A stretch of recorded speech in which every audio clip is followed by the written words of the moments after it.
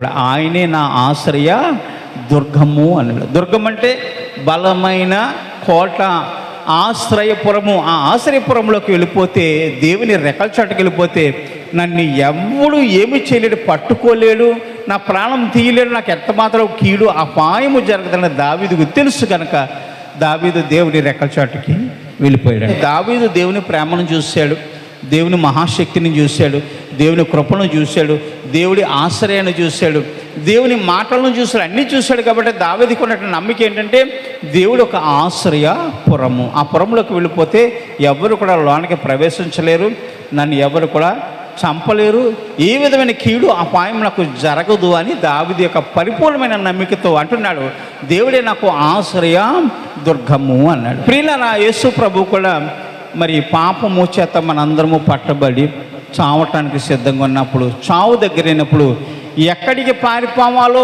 తెలియని సమయంలో యేసు ప్రభువారు కూడా తన రెక్కల చాటుకి మనందరినీ కూడా పిలుస్తున్నాడు.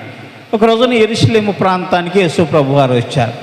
యెరూషలేమా యెరూషలేమా, ఇదిగో ప్రవక్తలను చంపుదానా, ఇదిగో ఎన్నోసార్లు కోడి తన రెక్కల చాటున తన పిల్లల్ని దాచుకున్న రీతిగా నేను కూడా మిమ్మల్ని దాచుకోవాలని ఆశపడ్డాను, కానీ మీరు విననల్లని జనాంగము, ఓ యెరూషలేమా యెరూషలేమా, ప్రవక్తలను చంపుదానా అని యేసు ప్రభువారు ఎలుగెత్తి మొర్రపెట్టి ఒక ప్రవచనాన్ని పలికాడు. అంటే యెరూషలేమా యెరూషలేమా, ప్రవక్తలను చంపుదానా, ఎన్ని కార్యములు మీ మధ్యన చేసినప్పటికీ కూడా, ఎన్ని అద్భుతాలు మీ మధ్యన చేసినా మీరు మార్పు చెందని మనుషులు, ప్రవక్తలను చంపేటువంటి వారు ఎన్నోసార్లు కోడి తన రెక్కల చాటున తన పిల్లలను దాచుకున్న రీతిగా నేను కూడా మిమ్మల్ని దాచుకోవాలనుకున్నాను, నా రెక్కలు విప్పాను కానీ మీరు నా రెక్కల చాటుకి రావటం లేదని యేసు ప్రభు వారు మొరపెడుతున్నారు.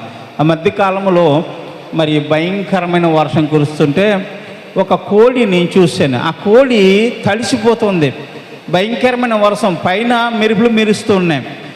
ఆ రెక్కలు ఇలాగ తీసి చూసేసరికి ఆ రెక్కల కింద ఇంచుమించు 10 పిల్లలు ఉంటాయేమో. ఆ 10 పిల్లలు కూడా ఆ తల్లి రెక్కల చాటున దాయబడ్డాయి. ఆ రెక్కలతో తల్లి తన పిల్లల్ని కప్పేసుకుంది, తడవనట్లే, తన శరీరంలో ఉన్న వేడి పిల్లలకి ఇచ్చి వాటిని కాపాడుతుంది. తల్లి మాత్రం తడిచిపోతూ ఉంది.